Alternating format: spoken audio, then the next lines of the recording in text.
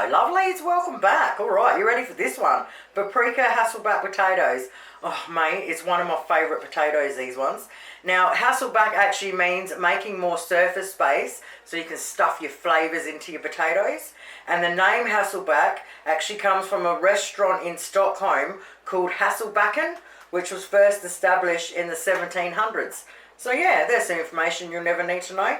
Okay, so what we're going to need. Today is one of those days where I'm going to use what I've got. I'll tell you along the way what you exactly need though.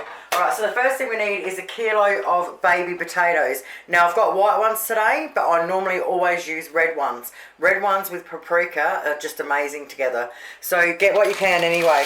So I've got a kilo of the white baby ones. They were $2 at Woolies and they've got the special on for the whole week. Now I've got a handful of fresh thyme out my garden. We need smoky paprika for this one, some olive oil and either shredded parmesan or some grated parmesan.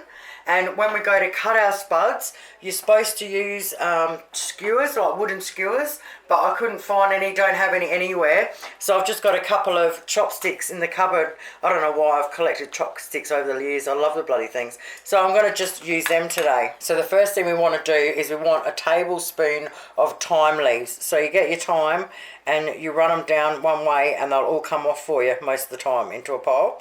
Alright, and we want to get a tablespoon of them. And then we need some more on the side just to sprinkle all over them once we finish cooking them. Alrighty, once we've got our thyme done, we now want to preheat our oven at 200 degrees Celsius and we want to get out a big bowl. Okay, you're supposed to use a small sharp knife, but I don't own sharp knives, they hurt. Okay, so what we want to do is you want to get your flattest possible surface of your spud and you want to just slice a tiny little bit off the bottom like that. Okay, so when you sit them, they sit nice and flat. I'm just trying to get it close so you can see. Okay, so we've got it flat, we've got our piece over there. Alright, so we'd get our skewers, wooden skewers normally, so I'll just do it down the lower end, and you put one either side of it, and that's your guide so you don't cut your spud all the way through.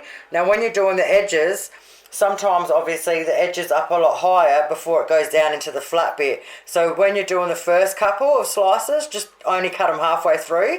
Then once you get down enough to where you know you've cut it flat, you can then go and hit the skewer. Alright, so I'll just leave that there. I'll squeeze it in.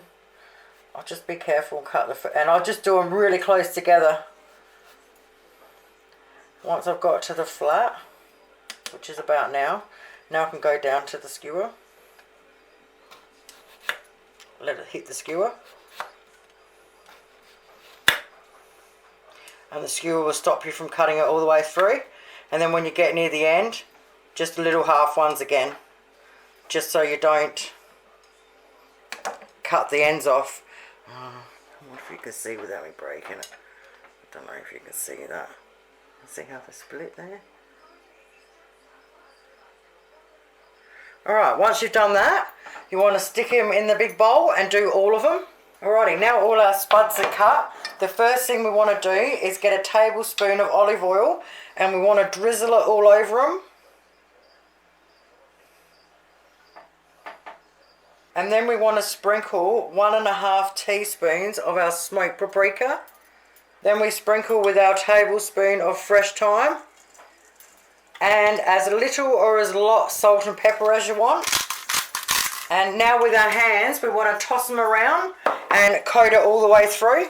Once you've coated them, we want to grab out a baking tray with baking paper and we want to sit them all on there with our flat side down. Alright, once you put them all on there, you'll have the thyme leaves will be all in the bottom of the bowl. So just get them out and sit them on top of all of them.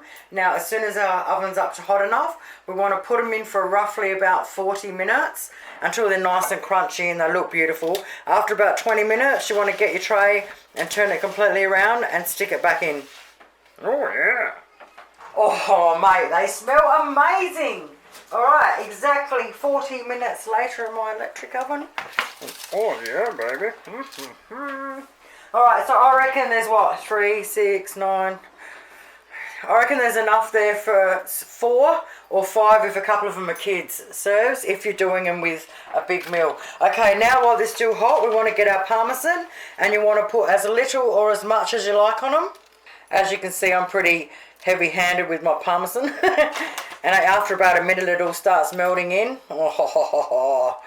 Then we just get a few of our fresh herbs we've got. Chuck them, sprinkle them over just to make it look pretty on the plate or whatever you're doing it on. Well, there you have it, lovelies. Just like that, Hasselback spuds. Oi, give it a crack. It's something just really easy and different to do with your spuds. Oi, have a great day. Bye.